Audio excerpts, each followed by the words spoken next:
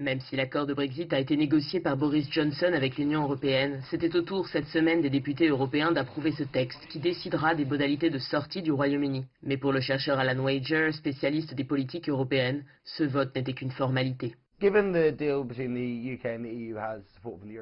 Puisque l'accord entre le Royaume-Uni et l'Union européenne a déjà le vote du Conseil européen et que la majorité des partis qui siègent au Parlement européen ont approuvé les termes de l'accord, il est vraiment difficile de voir pourquoi il serait rejeté par le Parlement. Ce n'est qu'une formalité pour l'Union européenne d'approuver cet accord, parce qu'ils ont été tellement impliqués dans les négociations sur les termes de cet accord ces 3 dernières années. Ils ont été informés, donc le plus probable est qu'ils approuvent sa forme finale tout simplement.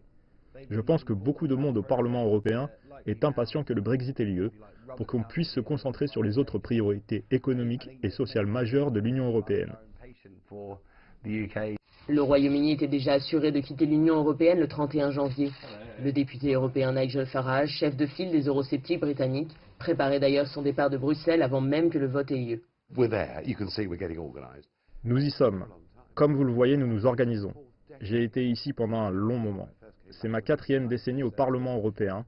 Je suis arrivé pour la première fois dans les années 90. C'est la fin d'un chapitre important de ma vie. Je pars heureux, je me sens comblé. Je pars en tant que personne qui a atteint ses objectifs. Les drames, l'excitation vont me manquer. Mais ça a été un voyage extraordinaire. Du côté de Bruxelles, il est clair que si ce premier accord de sortie a été voté, les négociations sont loin d'être terminées car des accords commerciaux doivent encore être agréés. Soyons clairs, nous avons été créatifs. Nous avons été flexibles pour trouver une solution qui fonctionne. Mais c'est un texte juridique détaillé. Il est maintenant temps de le mettre en place précisément.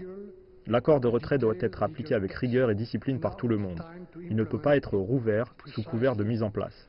Nous allons surveiller avec attention qu'il soit correctement appliqué.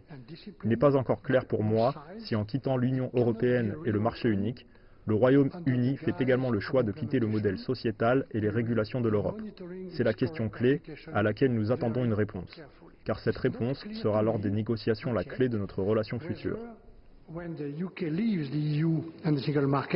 Le Parlement européen a, sans surprise, voté en faveur de l'accord de Brexit négocié par Boris Johnson. Le Royaume-Uni sortira donc de l'Union européenne le 31 janvier 2020, après plus de 3 ans d'incertitude. Mais si le Premier ministre britannique a gagné une première bataille, la guerre ne fait que commencer, nous promettant une année encore riche en rebondissements. Floriane Virgile, Londres, CGTN.